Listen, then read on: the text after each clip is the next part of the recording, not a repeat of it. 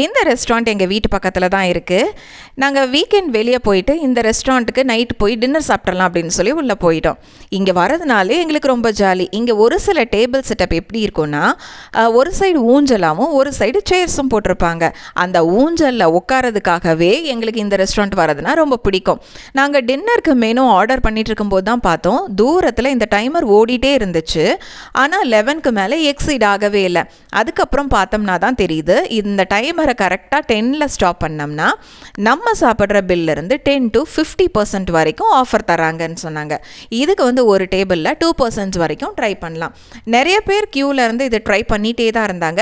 Mostly இது யாரும் கரெக்டாக 10ல் ப்ளேஸ் பண்ணல. ஆனால் 1 or 2 கரெக்டாக 10ல் ஸ்டாப் பண்ணாங்க.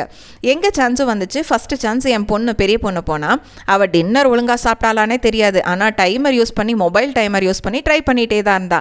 எங்கேயும் ட்ரை பண்ணால் ஆனால் கடைசியில் 4 millisecondsல மிஸ் ஆயிடுச்சு. இந்த மாதிரி சான்சஸ் எல்லாம் என் ஹஸ்பண்ட்க்கு நாங்கள் தாராளமாக விட்டு கொடுத்துருவோம். நீங்கள் போய் ட்ரை பண்ணுங்கப்பா அப்படின்னு சொல்லி நாங்கள் ட்ரை பண்ண விட்டு கொடுத்துருவோம். இவரும் ட்ரை பண்ண ஆரம்பித்தார். நாங்களும் பார்த்துட்டே இருந்தோம், ரொம்ப எக்ஸைட்டிங்காக கரெக்டாக 10ல் ஸ்டாப் ஆகுதான்னு.